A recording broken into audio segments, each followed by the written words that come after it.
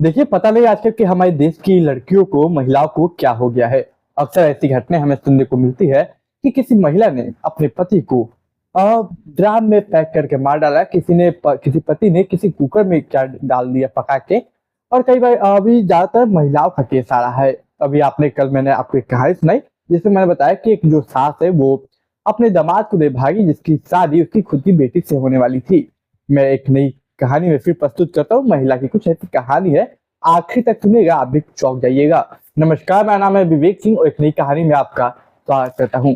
देखिए, आज की हमारी जो कहानी है वो कहानी है यूपी के मेरठ की। इसी ऊपर यूपी के मेरठ में एक थाना लगता है, बहसुमा थाना। इसी के अंतर्गत आने वाला एक गांव जिसका नाम है अकबरपुर।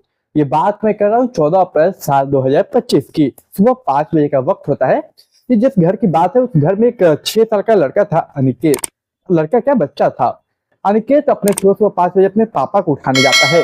जैसे वो जाता है, वो अपने पापा उसके लेटे हुए थे चादर वगैरह ओढ़कर। वो चादर को खींचता है, तो वो जो देखता है उसके बाद उसकी चीखें निकल जाती है। जैसे वो चादर खींचता है, एक सांप बैठा हुआ था।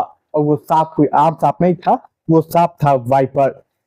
जी हाँ, इसके बारे में आगे बात करूंगा। तो जैसे देखता है वो जो सांप था वो फन उठा लेता है, और जैसे वो फन उठाता है, फन मारता है 1-2 बार, वो बच्चा डर जाता है और चिल्लाने लगता है। ये उसकी माँ के कानों में जाते है। इसका नाम रविता था। रविता जब जैसे उसके कानों में जाती है, वो जो कि रविता अपनी 2 बेटियों के साथ सोई हुई थी, फौरन उठ के आती है। वो देखती है, वो भी चौंक जाती है। उस घर में उस बच्चे के दादा दादी भी थे, वो भी उठ के आते हैं, चौंक जाते हैं। मानो चीख और पुकार से पूरा वो जगह गूंज उठता है। तमाम आसपास के जो पड़ोसी होती है, ये आवाज सुन के वो आते हैं। देखते ही देखते ये बात गांव में फैलने लगती है। उसी में से किसी ने एक वीडियो बना लिया। वीडियो बना के सोशल मीडिया पे वायरल कर दिया और कहा कि सांप के 10 बार काटने पे और एक इंसान की मौत हो गई। जो इंसान मरा, यानी कि अनिकेत के पिता का नाम था अमित कश्यप उर्फ मिक्की। उसके पापा मर गए और 10 बार उसके सांप ने काटा और वो मर गए। वो सांप था और रसल वाइपर, इस सांप का पूरा नाम। ये एक में बहुत गिने चुने सांपों में आता है, जो कि बहुत जहरीला होता है। इसके बाद ये देखिए, ये सोशल मीडिया पर वायरल तो होता है, लेकिन साथ में ये भी था कि वो जो सांप था वो उस जगह से हिलने का नाम नहीं ले रहा था। आमतौर पर जो ये सांप की खूबी होती है कि वो जहाँ काटता है वो वहां से भाग जाता है, वहां से निकल जाता है। इसके बाद तमाम लोग बगल के गांव से एक सपेरे को बुलाते हैं। सपेरा आता है और जैसे तैसे करके सपेरे लोग जो होते हैं, वो लोग अमित कश्यप और सांप को अलग करते हैं। सांप को कब्जे में लिया जाता है। इसके बाद वहां पे सपेरा कुछ बातें बोलता है। अब वो क्या बात था वो मैं आपको बाद में बताऊंगा, तब तक कहानी आगे बढ़ाता हूँ। इसके बाद जो तमाम लोग थे वो लोग फौरन बोलते हैं हॉस्पिटल ले जाए तो ज्यादा अच्छा रहेगा। नजदीकी डॉक्टर से पहले कंसल्ट किया जाता है। नजदीकी जो डॉक्टर थे वो कहते हैं कि आप इन्हें दूसरे हॉस्पिटल में जाइए, शायद उनका इलाज वहां हो पाएगा, मैं इन्हें नहीं छू सकता हूँ। इसके बाद उन्हें थोड़ा सा दूर उत्तर प्रदेश के बुलंदशहर में एक कस्बा है, गुलाठी कस्बा, वहां पे एक डॉक्टर के पास ले जाया जाता है, जो कि यही सब आपका एंटीबायोटिक वगैरह रखते हैं, इलाज करते हैं। वो दूसरे मरीज का इलाज करते, इसी बीच ये मरीज आता है, यानी कि अमित अमित कश्यप। उसका जैसे ही डॉक्टर नर्स वगैरह टटोलते हैं, वो कहते हैं कि ये अब नहीं रहे। लेकिन देखिए, इधर ये नहीं रहे कहते हैं, इधर दूसरी तरफ पुलिस आती है। सवाल ये क्या कि पुलिस आई कैसे। दरअसल शक ऐसा जताया जाता है कि शायद जो पहले डॉक्टर के पास ले जाया गया था, वो डॉक्टर ने पुलिस को कॉल कर दिया, या फिर वहां पे जो भीड़ लगी थी उसमें से किसी ने पुलिस को कॉल करके कहा कि सर, ये कोई सांप के काटने से नहीं मरा, यहाँ पे बात कुछ और है। जब पुलिस के कानों में ये बात आती है तो पुलिस के ये जांच का विषय बन जाता है और पुलिस अपना इन्वेस्टिगेशन खुलवाती है। अब देखिए, जब इन्वेस्टिगेशन पुलिस स्टार्ट करती है तो लाश वगैरह को देखती है, यानी कि अमित के लाश को, बॉडी को, तो उन्हें कुछ अजीब देखने को मिलता है, जिससे ये बात क्लियर होती है कि सिर्फ सांप का काटने का मामला नहीं बल्कि कुछ और मामला भी है। दरअसल अमित कश्यप और मिकी के नाक पे और गाल पे चोट लगी हुई थी। गले पे भी एक चोट का निशान था। फौरन पुलिस अमित की बॉडी को कब्जे में लेती और पोस्टमार्टम के लिए भेजती। इधर दूसरी तरफ परिवार से इंक्वायरी करती, जिसमें से जो अमित कश्यप है उसके चाचा जिनका नाम राजू, उसके भाई जिसका नाम मोनू, दोनों को पुलिस थाने बुलाती और उनसे पूछताछ करने की कोशिश करती। जो चाचा राजू थे या भाई मोनू, दोनों बोलते कि हमारा कोई ऐसा झगड़ा नहीं हुआ, ऐसा कोई बात नहीं है। उसकी अक्सर जो लड़ाई है वो उसकी बीवी बीवी से होती। जब पुलिस को ये बात पता चलती तो पुलिस पता करने की कोशिश करती, तो पता चलता पति और पत्नी में अक्सर अनबन रहा करता। लेकिन सवाल ये कि किस बात को लेकर। इसलिए पुलिस ने उसकी बीवी यानी कि रविता को भी उठा लिया। इधर जो वो सांप था जो पकड़ा गया था, पोस्टमार्टम में एक बात और रिपोर्ट क्लियर आती है कि ये कोई सांप के काटने से नहीं मरा, बल्कि इसका गला दबा के हत्या किया गया। सवाल ये कि वो जो सांप था उसके सब पेड़ों ने पकड़ के वन विभाग के हवाले कर दिया, वन विभाग ने किसी जंगल में जाकर छोड़ दिया। इधर पोस्टमार्टम में क्लियर हो गया कि सांप के काटने से मृत्यु नहीं हुई, ये गला दबा के मारा गया है। अब पत्नी को टटोला जाता है, इंक्वायरी की जाती है कि कोई किस बात को लेकर लड़ाइया हुई। तो पत्नी पहले तो बात का जवाब देती, लेकिन धीरे धीरे पुलिस जैसे पूछने का तरीका बदलती, उसका जवाब बदलता जाता। पुलिस यहाँ पे भाग जाती और फिर पुलिस अपने पुलिसिया अंदाज में जवाब पूछती, अपने जवाब का तलाश करती। तब पता चलता है कि सबसे पहले कि लगभग 8 साल पहले की बात है, मुजफ्फरनगर की रहने वाली ये थी, मुजफ्फरनगर की रहने वाली थी। इसकी शादी अमित कश्यप से होती है, जो कि एक नॉर्मल टायर के दुकान में काम करता और काम करने के साथ अपना घर फिर चलाता। 8 साल पहले शादी होती, इनके 3 बच्चे होते हैं। पहला जो बेटी जिसका नाम गौरी, एक अनु, और तीसरा जो अनिकेत है वो था।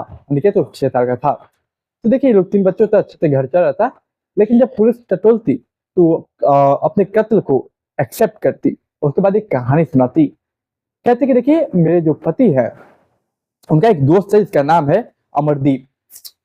अमरदीप का जब नाम आता तो वो दरअसल अमित का एक खास दोस्त है, अमित कश्यप का। अमरदीप अक्सर घर पे आया जाया करता है। 1 साल पहले की बात है।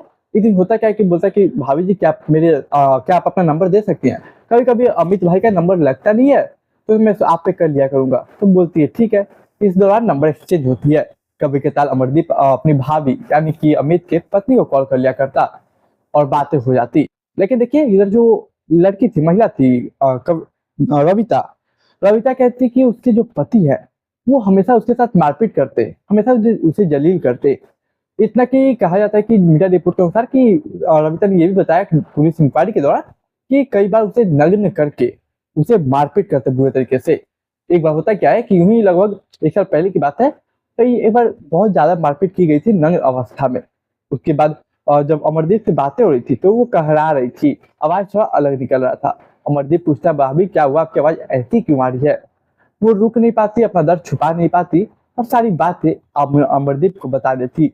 अमरदीप सुन के उस बात दुख होता उसे समझ नहीं आता वो करे क्या।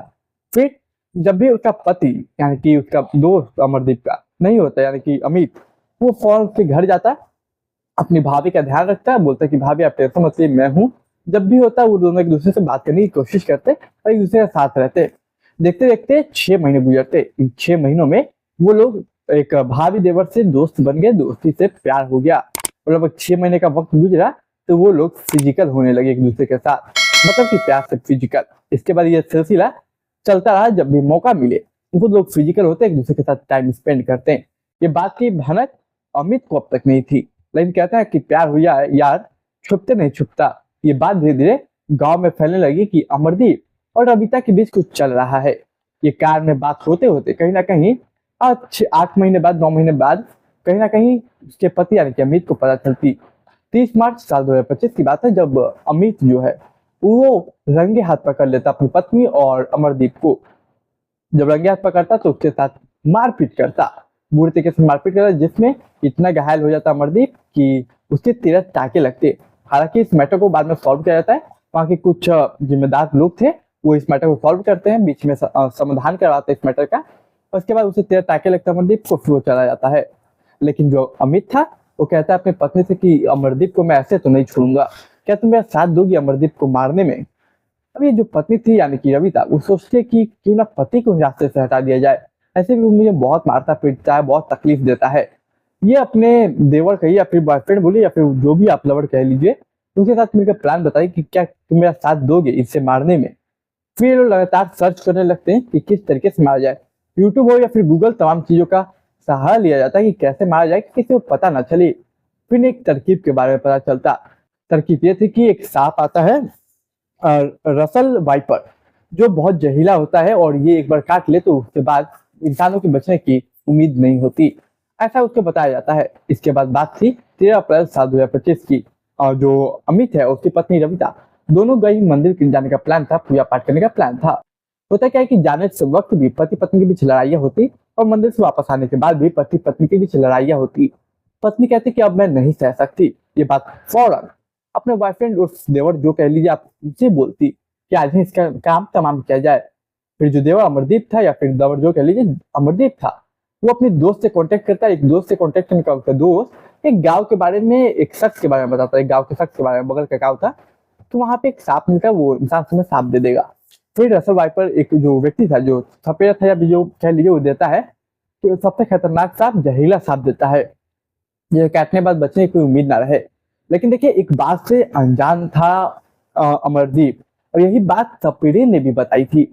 सपेरे ने कहा था उस वक्त कि देखिए ये सांप तो बहुत जहरीला है, एक बार काट ले तो कोई बचता नहीं, लेकिन ये इस हालात में नहीं है कि ये काट पाए या फिर ये जहर उगल पाए। इसके अंदर या तो जहर नहीं है या फिर इसके दांत को निकाल दिया गया है। ये बात सपेरे ने उसी वक्त बताई थी। और शायद इसी को सुनते हुए या तो किसी उस भीड़ ने किसी को पुलिस को कॉल कर दिया या फिर डॉक्टर ने कॉल कर दिया, और यही बात इन्वेस्टिगेशन के दौरान पता चली कि जो सांप दिया गया था वो जहरीला तो बहुत है, लेकिन उस वक्त जब दिया गया उस वक्त वो उस कंडीशन में नहीं था कि वो किसी की जान ले सके, किसी को काट के, किसी को डस के वो किसी का मृत्यु कर सके, किसी को मार सके। इसके पीछे कोई रीजन होगा, लेकिन वो उस कंडीशन में ही नहीं था। और इस सांप एक खास बात होता है जो सपेरे ने बताई, और सांप की खास बात है कि वो एक बार अगर किसी को काट ले तो वहां वो रुकता ही नहीं है।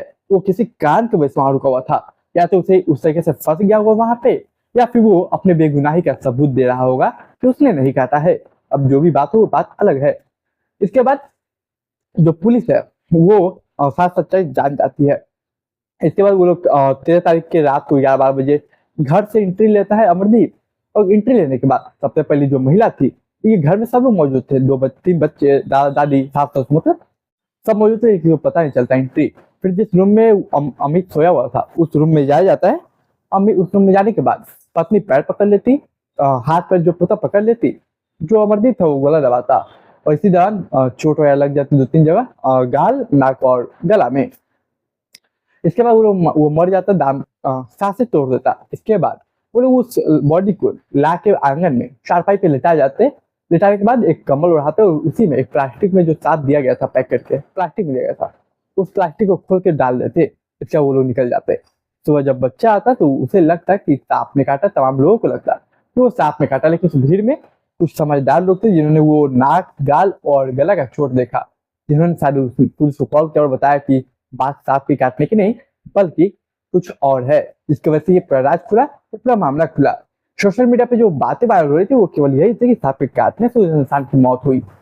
देखिए हर बार खबर सोशल मीडिया पे वायरल होने वाली सच नहीं होती। ये थी आज की पूरी कहानी। आप बताइए कि इसमें क्या आपकी राय है, आप इस पे अपने क्या विचारधारा रखते हैं। आप अपनी विचारधारा कमेंट बॉक्स में जरूर रखिएगा। देखिए मैं हर रोज रात 9 बजे एक सच्ची कहानी लाता हूँ, तो ये सच्ची घटना पर आधारित होती है। तो देखिए मैं उम्मीद करता हूँ आपको कहानी पसंद आया होगा। ये कहानी सुनाने का उद्देश्य किसी को डराना, किसी को परेशान करना, किसी को दिल दुखाने, बल्कि केवल समाज में जागरूकता फैलाना था। तो मैं उम्मीद करता हूँ आपको आज की कहानी पसंद आई तो चैनल सब्सक्राइब कीजिए, वीडियो को लाइक कीजिए, शेयर कीजिए, कमेंट कीजिए। मैं मिलूंगा एक नई कहानी में, तब तक के लिए आप मुझे इजाजत दीजिए।